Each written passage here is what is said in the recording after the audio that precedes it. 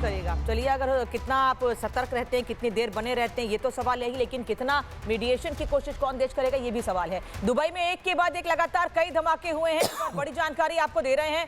Dubai में कई धमाके हुए हैं। कतर, दोहा में हमने तस्वीर दिखाई आपको कि वहां कई ऐसे इलाके जहां पर दावा किया जा रहा है कि यहां पर यूएस बेस हैं और वहां पर हमले किए जा रहे हैं। वहीं दूसरी ओर दुबई में भी कई जगह पर धमाके सुने गए हैं। लेकिन सबसे बड़ी बात यह है कि 4 लोगों की मौत की खबर भी दुबई में आज सामने आई है। दीप्ति मैम, दुबई में, दोहा में, सभी जगह पर हमले, ये देश बिल्कुल नहीं चाहेंगे कि ये अपने तरफ से कोई कदम उठाए, लेकिन इनमें से कोई ऐसा है कि भाई हमको भी नुकसान हो रहा है, रुक जाओ, मत करो ऐसा, अब थम जाओ, हो गया, बहुत नुकसान हो गया? बिल्कुल अनामिका, ईरान की पूरी कोशिश ही यही है कि वर्ल्ड प्रेशर तभी बनेगा अमेरिका पे जब बाकी लोग खुद भी इसमें हमले के शिकार बनेंगे।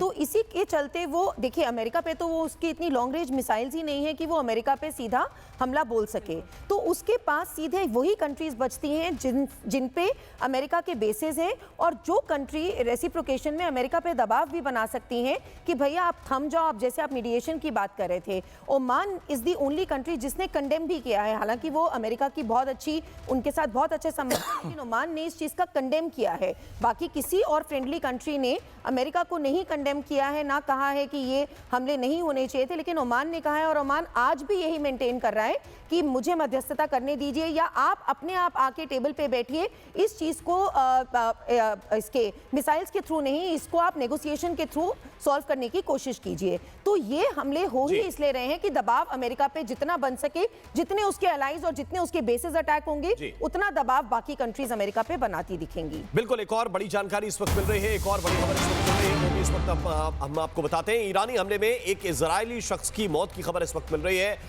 इजरायल के एक शख्स की मौत हुई है। ईरान ने जो हमला किया है उसमें इजरायल के एक शख्स की जान चली गई है। लगातार ईरान की तरफ से हमले किए जा रहे हैं, लगातार टारगेटेड अटैक किए जा रहे हैं और जानकारी इस वक्त ये मिल रही है कि इजरायल के एक शख्स की मौत हुई है। एक और बड़ा अपडेट, एक और बड़ी जानकारी अनामिका। और बगदाद में अमेरिकी दूतावास के पास फायरिंग की खबर सामने आ रही है। अब बगदाद में भी फायरिंग की खबर सामने आ रही है। कल भी हमने आपको बताया था कि बगदाद में भी कई जगह धमाके और फायरिंग की खबर सामने आई थी और आज इराक और ईरान के समर्थक आपस में भिड़ गए हैं। बगदाद में ईरान और इराक के समर्थक आपस में भिड़े हैं।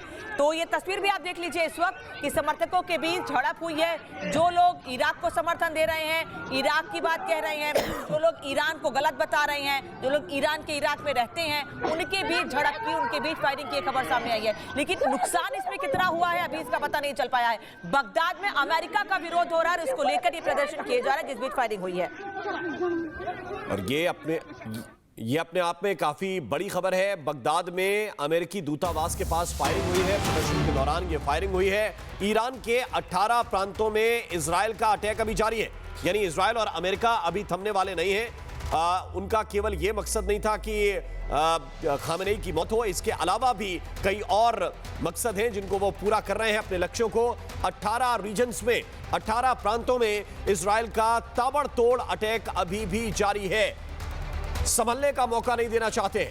कल लगभग 60 के आसपास ठिकाने हैं, 59 ठिकाने हैं जहां पर इजरायल का अटैक इस वक्त चल रहा है। और इसलिए मैं दुबे साहब आपसे जानना चाहता हूं कि ये संभलने का मौका नहीं दे रहे। कल भी हमने देखा जो बैलिस्टिक लॉन्च साइट है जहां से मिसाइलें लॉन्च की जाती हैं, उस साइट को ही तबाह कर दिया था। और अभी भी अगर ये काउंटर अटैक लगातार चल रहा है तो इसका मतलब है कि वो संभलने देना नहीं चाहते।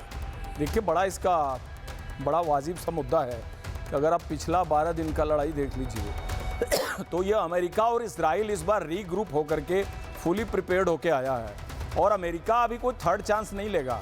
अमेरिका के जितने विश लिस्ट है वो इसी अटैक में पूरा करेगा। वो इसलिए करेगा कि इसके बाद क्या सूरत हाल होंगे ईरान के, ये किसी को कुछ नहीं पता है। तो वो पूरी तैयारी से आया हुआ है और जो काउंटर अटैक कैपेबिलिटी है ईरान की, उस पॉइंट ऑफ ओरिजिन को ख़त्म करने की कोशिश करेगा। और इतना तो देखिए मानना पड़ेगा कि इंटेलिजेंस वाइज, टेक्नोलॉजी वाइज वो बहुत ही आगे हैं।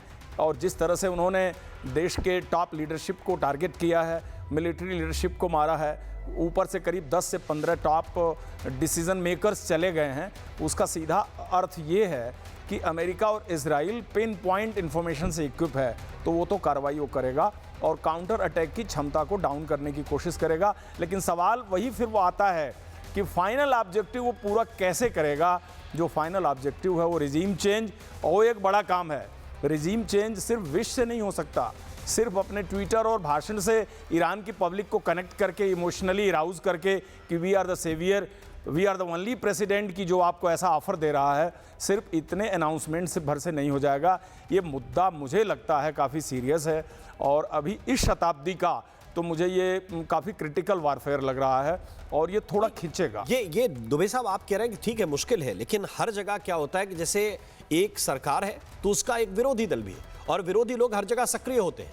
ये टेबल पर आने के लिए अगर आप उनके 100-150 टॉप लीडरशिप के लोगों को एलिमिनेट कर रहे हैं, और अभी भी टारगेटेड आपकी स्ट्राइक जारी है, क्या टेबल पर आने के लिए बाकी के लोग डरेंगे नहीं कि भाई अगर इस तरह से रहा तो सब कुछ तबाह है? अखिलेश जी।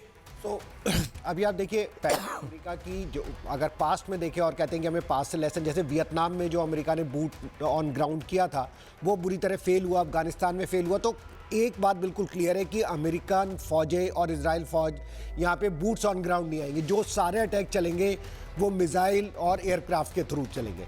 फिर रिजीम चेंज कैसे होगा? तो रिजीम चेंज का जो मुझे यूएस का क्लियर डायरेक्शन दिख रहा है कि उनका पहला एम था फेज़ 1 में टॉप लीडरशिप को और खुमनी को एलिमिनेट करना, जो उन्होंने बहुत सक्सेसफुली कर लिया है जी। सेकंड, अब उनका यह है कि वो लगातार अटैक कर रहे हैं ईरान के, जिससे उनकी काउंटर जो अटैकिंग कैपेबिलिटी है, जितनी मिसाइल है, राइट, तो ईरान को भी अटैक करनी है। तो थोड़ी देर में 2, 4, 5 दिन बाद, जैसे हमें पता है उनके पास अराउंड 3000 मिसाइल्स हैं, वो एक्सपेंड होने लगेंगी।